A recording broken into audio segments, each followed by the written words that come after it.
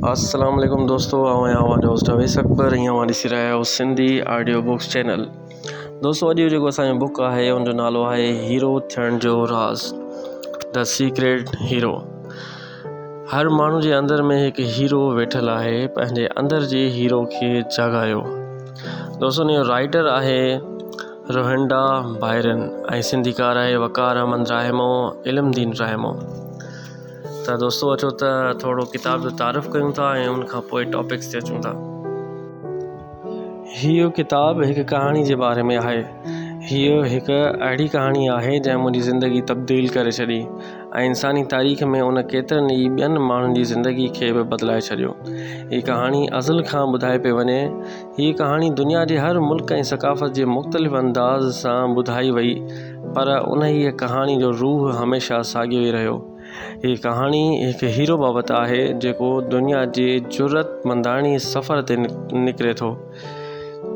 हिन धरतीअ जे ॻोल्हे जी तरतीब ॾाढी नफ़ीस ऐं ख़ूबसूरत आहे, जेका निहायत कुशादनि समुंडनि, जबलनि, झंगलनि, वसीअ ऐं हमवार मैदाननि, ॾिसण जहिड़नि हैवाननि ऐं हर क़िस्म जी मख़लूक़ ते मुश्तमिल आहे। दुनिया जी ख़ूबसूरतीअ मां हिन दुनिया में रहंदड़ इंसाननि मज़ो वरितो आहे, पर हीरो खे ख़बर आहे त धरतीअ जे हिन ॻोल्हे ते इंसानी ज़िंदगी तकलीफ़ुनि सां भरियलु आहे। नंढपिण खां जवानी खां पौड़ाइप ताईं ज़िंदगी ॾुखनि सां भरपूर आहे। हिते हर कंहिंखे जिस्मानी तकलीफ़ुनि, बीमारियुनि, गुरबत, अज़ाबनि ऐं नेठि मौत जहिड़े ॾुखे मरहले मां गुज़रणो पवे थो। इंसान पंहिंजी ज़िंदगीअ में हिन दुनिया अंदरि ॾुख तोड़े सुख ॿिन्ही जज़्बनि मां गुज़रंदो आहे, छो त हिन दुनिया जा ॿ रुख़ आहिनि ऐं उहे तज़ादुनि ते मुश्तमिल आहिनि। हर शइ जो हिकु ज़िद मौजूदु आहे। रोशनी आहे त ऊंदहि बि आहे, वेझड़ाई आहे त विछोड़ बि आहे, गर्मी आहे त सर्दी बि आहे। इंसान खे उन्हनि मुतज़ादनि तजुर्बनि मां ज़िंदगीअ जे हर मोड़ ते गुज़रणो पवंदो आहे। जेकॾहिं माण्हू जा दोस्त आहिनि त दुश्मन बि आहिनि। माण्हू मुहबत बि कंदो आहे ऐं कॾहिं कॾहिं मुहबत जे अहसास खां ख़ाली बि थी रहे थो। तहफ़ुज़ बि आहे त बेयकीनी बि आहे। अहिड़ी तरह अमीरी, ग़रीबी, ख़ुशी, मायूसी जहिड़ा तज़ाद बि मौजूदु आहिनि ऐं हर इंसान में मुस्बत ऐं मनफ़ी ख़ुसूसियतूं बि हूंदियूं आहिनि। दुनिया में हर शइ जो उबतड़ मौजूदु आहे। हिन दुनिया में अज़ीम ख़ुशी, अज़ीम मुहबत ऐं वॾनि तकलीफ़ुनि जा हिकु जहिड़ा इम्कान मौजूदु आहिनि। इहे तव्हां ई आहियो जेकी हिन दुनिया में अची ख़ूबसूरत पर ॾुखियाईअ सां भरपूर ज़िंदगी जो तजुर्बो करणु चाहियो था। उहे तव्हां ई आहियो जेकी अहिड़ा साबित क़दम आहियो जो का बि रुकावट नाहे जेका अव्हां जे अंदर वारे हीरो खे ॻोल्हण खां रोके सघे। तव्हां ई आहियो जंहिं हीरो वारे हिन सफ़र जी चूंड कई आहे। तव्हां ई उन कहाणीअ जा हीरो आहियो। तव्हां हीरो वारे हिन सफ़र जी शुरूआति कयो था त तव्हां वटि सफ़र जो समूरो सामान अॻु ई मौजूदु आहे। तव्हां लामहदूद क़ुवत ऐं सलाहियत खणी करे पैदा थिया आहियो, जेका तव्हांखे पंहिंजे ख़्वाब जी ताबीर ऐं तव्हां जे रस्ते में ईंदड़ हर मुसीबत जो मुक़ाबिलो करण में मदद ॾींदी आहे। पर महदूद मादे दुनिया में पैदा थियण सबबि तव्हांजो ज़हन ऐं शऊर बि महदूद थी वियो आहे, जंहिं सबबि तव्हां पंहिंजे अंदर जे ज़बरदस्त सलाहियतुनि खां बेख़बर आहियो। तव्हांखे ॿियो न त पंहिंजी ख़ातिर ई उन्हनि सलाहियतुनि खे ॻोल्हणो पवंदो। सिर्फ़ु हीरो वारो सफ़र मुकमिल करे ऐं पंहिंजे अंदर जी सलाहियतुनि खे उजागर करे ई तव्हां हीरो बणिजी सघो था ऐं पोइ हिकु नओं मक़सदु तव्हांजे ज़हन में जनमु वठंदो। हर उन शइ जे ज़रिए जेका तव्हां रस्ते में ॻोल्हे लधी, उन्हनि माण्हुनि जी मदद करण जो मक़सदु जेकी पंहिंजे हीरो जो सफ़र शुरू करे रहिया आहिनि। तव्हांजी मुलाक़ात जिन माण्हुनि सां थियण वारी आहे, उन्हनि पंहिंजे हीरो वारो सफ़र अॻु ई मुकमिल करे वरितो आहे। उहे दुनिया जी कुंड कुड़िस मां कही हिते गॾु थिया आहिनि त जीअं तव्हांखे पंहिंजी कहाणी ऐं तजुर्बा ॿुधाइनि त जीअं तव्हांजे हीरो खे ॻोल्हण वारे सफ़र दौरान संदसि तजुर्बनि मां मदद मिली सघे। पहिरियों हीरो आहे लिज़ मरी, अमेरिका। दोस्तों माफ़ कजो, अंग्रेज़ी मुंहिंजी थोड़ी कच्ची आहे। लिज़ मरी लिखियलु आहे मुंहिंजे ख़्याल में। त अचो त लिज़ मरी में ॾिसूं था त लिज़ मरी छा चए थो, जंहिं पंहिंजे अंदर जे हीरो खे कीअं ॻोल्हे लधो। लिज़ मरी नशे जे आदि वालदेन जे घर में पैदा थी ऐं न्यूयॉर्क शहर में गुरबत में पली निपनी। पंहिंजी माउ जी वफ़ात वक़्तु जॾहिं हूअ नंढी उमिरि जी छोकिरी हुई, हुन पाण खे बेघर ॾिठो। लिज़ स्कूल जी तालीम मुकमिल न कई हुई। हूअ सीढ़ियुनि ते सुम्हंदे ऐं चोरी करे खाधो खाईंदी हुई। ही उहो वक़्तु हुयो जॾहिं हिन जी दिलि में हार्वर्ड यूनिवर्सिटी में दाख़िला वठण जी ख़्वाहिश जागी हुई। 4 सालनि जे मुख़्तसिर अरसे में लिज़ पंहिंजो ख़्वाबु सचो करे ॾेखारियो। हिन पंहिंजी आत्मकथा ज़रिए ॿियनि सां पंहिंजी कहाणी वंडींदे पाण खे बहितरीनु वर्कर थींदड़ लेखक तौरु मञरायो। हिन जो ॻाणीठो दुनिया जे बहितरीनु उत्साहींदड़ शख़्सियतुनि में थिए थो। दोस्तों हाणे वरी ॿियो हीरो आहे जंहिंजे बारे में पढ़ूं था, GM राव, इंडिया। ही साहब वरी इंडिया जो आहे। त अचो त हिन जी कहाणी ॾिसूं था। GM राव इंडिया जे हिकु अहिड़े नंढड़े ॻोठ में पैदा थियो जिते बिजली ऐं टेलीफोन जहिड़ियूं बुनियादी सहूलियतूं बि न हुयूं। जितां ही रहवासियुनि खे बुनियादी सहूलियतुनि जी कोटा लाइ कतारुनि में बीहणो पवंदो हुयो। जूनियर स्कूल जे पहिरें इम्तिहान में नापास थियण बावजूदु GM बिज़नेस कारोबार में वञणु चाहींदो हुयो त जीअं हू हिकु ॾींहुं पंहिंजो नंढो कारोबार शुरू करे सघे ऐं घर ठाहे सघे। ख़ुशकिस्मतीअ सां हिन उन्हीअ सफ़र दौरान हर मौक़े जो फ़ाइदो वरितो। बुनियादी कारोबार खां ई हिन पंहिंजे बिज़नेस में इज़ाफ़ो कयो, एसिताईं जो अॼु हिन वटि पावर प्लांट, हवाई अॾनि ऐं रोडनि जी तरक़ियाती कमनि जी हिकु वॾी बिज़नेस एम्पायर आहे। हाणे वरी आहे Laird Hamilton, America. Laird Hamilton हवाईअ जे हिकु ग़रीब ख़ानदान जे टुटल फुटल घर में पैदा थियो। पाण खे मुआशिरे खां कटियल ऐं कमतर सम्झंदे हिन खे ही अहसासु सताईंदो हुयो त खेसि जल्द जवान थियणो पवंदो। हिन पाण खे हिकु बहितरीनु सर्फर, सामूंडी लहरुनि ते खेॾंदड़ तौरु मञरायो ऐं समुंड में एसिताईं वियो जेसिताईं ॿियो को बि न वियो हुयो। हिन खे इन ई ख़तरनाक रांदि में वॾा धक बि लॻा ऐं केतिरा ई दफ़ा समुंड में विञाइजी बि वियो, पर हैमिल्टन हर मुमकिन रुकावट ओरांघे पाण खे दुनिया जो बहितरीनु सर्फर साबित कयो। दोस्तों सर्फर माना उहे आहिनि जेके समुंड जे मथां जेको हिकु नंढड़ी पटी ते घुमंदा आहिनि ॿाहिरि मुल्कनि में, उन खे चइबो आहे। हाणे वरी ॿियो आहे अनास्तासिया सोवरी। हीअ रोमानिया जो आहे। त ॾिसूं ही छा थो चए। अनास्तासिया सोवरी ऐं संदसि ख़ानदान बहितर ज़िंदगी जी तलाश में उन वक़्तु कम्यूनिस्ट रोमानिया मां भॼी निकिती जॾहिं सर्द जंग उरूज ते हुई। जॾहिं हूअ लॉस एंजलिस अमेरिका पहुती त हुन वटि न पैसा हुआ ऐं न ई अंग्रेज़ी ॻाल्हाए सघंदी हुई। हिन खे हिकु ब्यूटी सैलून में 14 कलाक कमु करणो पवंदो हुयो। जॾहिं अनास्तासिया खे अहसासु थियो त जेको कुझु हूअ करे रही आहे उन सां हिन जी ज़िंदगीअ में का बि तब्दीली न ईंदी, त पोइ हिन पंहिंजो ज़ाती कारोबार शुरू कयो। अनास्तासिया अखियुनि जे भिरुअनि खे निरालियूं शकिलूं ॾियण जी महारत सबबि जल्दी कामयाबी हासिल करे वरिती ऐं कुझु सालनि में भिरुअनि खे मुनफ़रिद सूरतूं ॾियण में तमामु वॾे बिज़नेस एम्पायर खड़ी करे वरिती। हाणे वरी आहे पॉल ओरफ्ला, अमेरिका। ही अमेरिका जो आहे। हाणे ही ॾिसूं छा थो चए। पॉल ओरफ्ला स्कूल में तइलीम दौरान डिस्लेक्सिया ऐं ADHD जहिड़ियुनि बीमारियुनि खे मुंहुं ॾिनो, जंहिं सबबु हू पंहिंजी तइलीम जारी न रखे सघियो। लिखण पढ़ण खां अणॼाण हुअण बावजूदु पॉल IBMC जहिड़ी वॾी कंपनी क़ाइमु करण जो ख़्वाबु ॾिठो।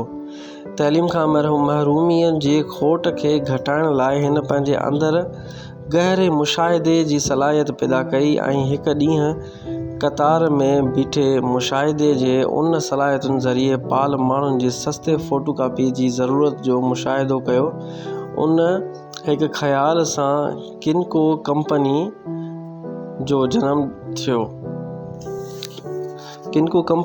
जो जनम ॾिनो या ठाही जेका नेठि $अरबे मालियत जी कंपनी जी शकिल अख़्तियार कई।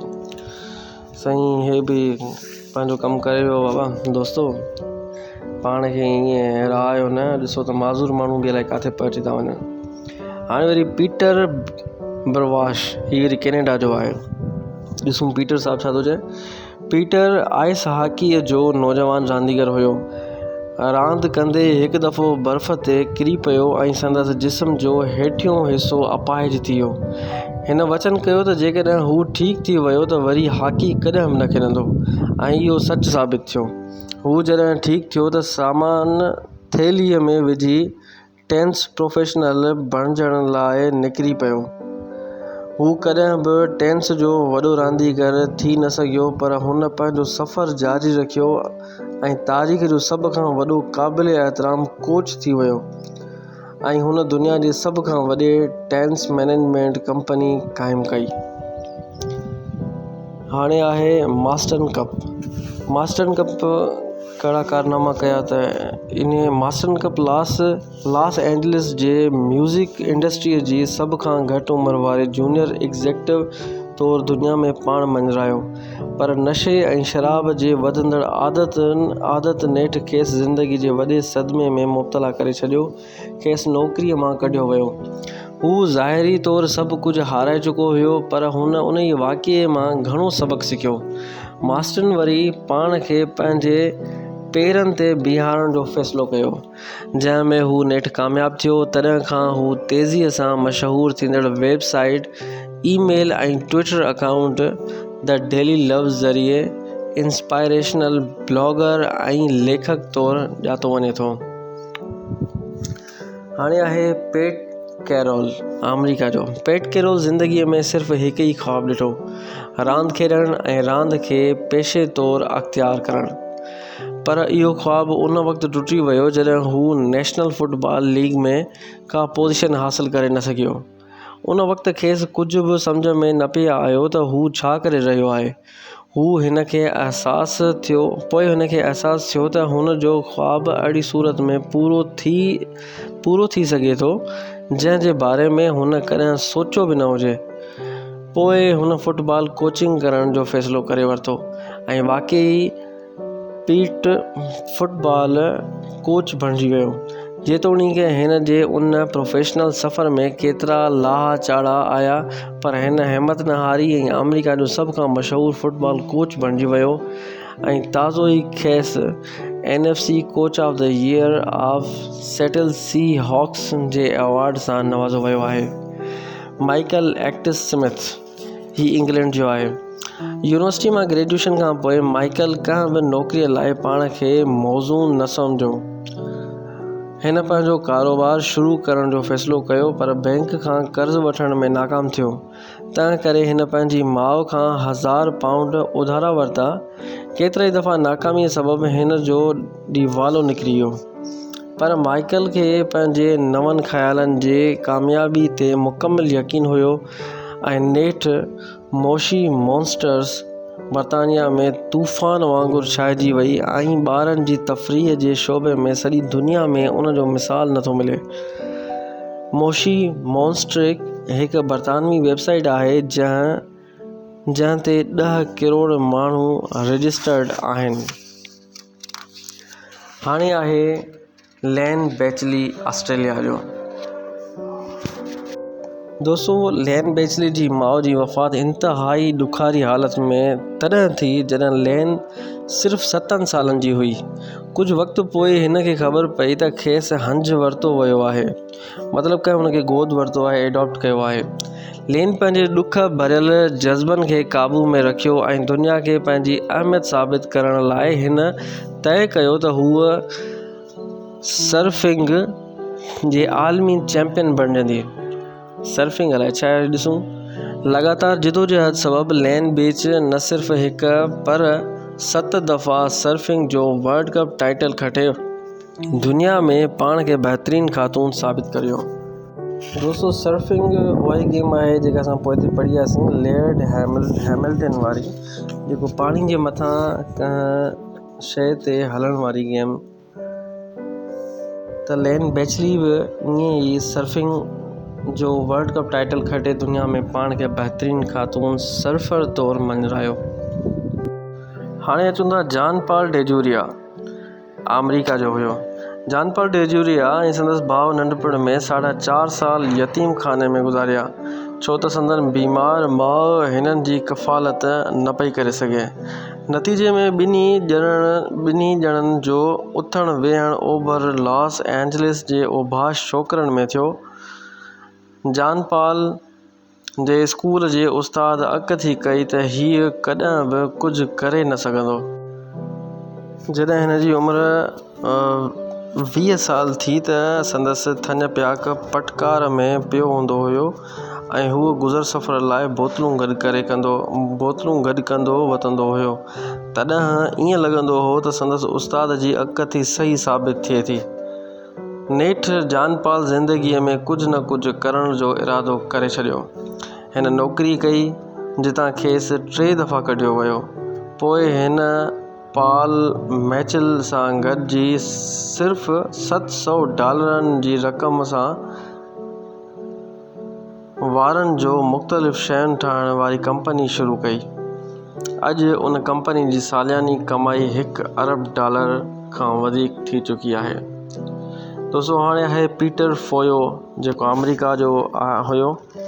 तक़रीबन अमेरिका जा ई माण्हू घणा आहिनि जेके ज़ीरो खां हीरो थिया। त हिन जी कहाणी ॾिसूं था त पीटर फोयो अमेरिका में लॾ पलाण करे आयल पोरियत वालदेन जो पुटु हुयो। जॾहिं हू ॿार हुयो त हुन टेक्नोलॉजी जी अहिड़े मुस्तक़बिल जो ख्वाबु ॾिठो जंहिंमें शहर सोलर पावर ते हलण ऐं टेलीफोन जी जाइ ते मोबाइल हुजनि। जॾहिं हू कुझु वॾो थियो त हिन तमामु वॾी ऐं कामयाबु बिज़नेस जो ख्वाबु ॾिठो जेको हिन सच करे ॾेखारियो। हू 33 सालनि जी उमिरि में टेलीकम्युनिकेशन जी तमामु वॾी कंपनी नेक्सटेल कम्युनिकेशन मैक्सिको जो सदर बणिजी वियो। जेसिताईं मुंहिंजो रहूंडा ॿाहिरनि तालुक़ु आहे त आउं हिकु वर्किंग क्लास फैमिली में पैदा थियुसि।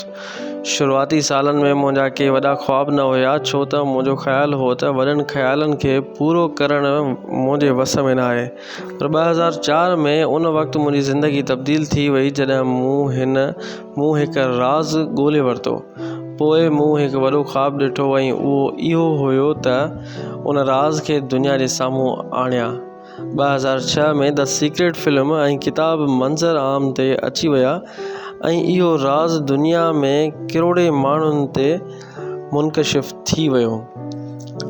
जेकॾहिं तव्हां अहिड़ा ई आहियो जहिड़ी आउं कॾहिं हुयसि ऐं तव्हां बि वॾा ख्वाब उन करे ॾिसणु छॾे ॾिना आहिनि त छो त तव्हांखे लॻे थो त उहे कॾहिं सचा न थींदा, त ॼाणे वठो त तव्हां जेको सफ़र शुरू करण वारा आहियो उन में तव्हांखे हर उहा शइ मिलंदी जेका ख्वाब ॾेखारे सघे ऐं इहे ख्वाब भली केतिरा ई नामुमकिन लॻनि पर सचा साबित थींदा। हीअ तव्हांजी कहाणी आहे। तव्हां दुनिया में तव्हांजे वजूद जो मक़सदु इहो आहे त तव्हां हीरो वारो इहो सफ़र शुरू करियो ऐं पंहिंजे अंदर जे हीरो खे ॻोल्हे लहो। उन सफ़र में इहा अनमोल हिकमत जेका तव्हांखे हासिलु थियण वारी आहे ऐं उन्हनि ताक़तवर सलाहियतुनि सां हथियार बंद थी चुकी आहे जेकी तव्हांजे अंदर में मौजूदु आहे। तव्हां पंहिंजे हर ख्वाब खे हासिलु करण जे क़ाबिल थी वेंदा ऐं उहा सची ऐं डिघी ख़ुशी हासिलु कंदा जेका असां मां हर को तुर्त हासिलु करणु चाहे थो। को फ़र्क़ु नथो पवे त तव्हां पंहिंजी ज़िंदगीअ में कहिड़े हंध ते आहियो ऐं उन ॻाल्हि जी बि अहमियत न आहे त तव्हांजी उमिरि केतिरी आहे। सच त सपननि खे साभिया करण जी शुरूआति कॾहिं बि करे सघिजे थी। दोस्तों वॾियूं महिरबानियूं, तव्हां ही तारुफ़ ॿुधो हीरो थियण जो राज़। ऐं इन ई बुक मां असां ॿिया टॉपिक्स तव्हांखे शेयर कंदो रहंदुसि। ऐं मां उमेदु रखां थो त तव्हां पंहिंजी उमेद खे, पंहिंजे कॉन्फिडेंस खे, एतमाद खे बूस्टअप कंदो ऐं पंहिंजी ज़िंदगी में कुझु करण जी जुस्तजू कंदो। वरी महिरबानियूं, पंहिंजे होस्ट अवेस अकबर खे इजाज़त ॾींदा। वरी मिलंदासीं ॿी वीडियो सां गॾु। अस्सलामु अलैकुम।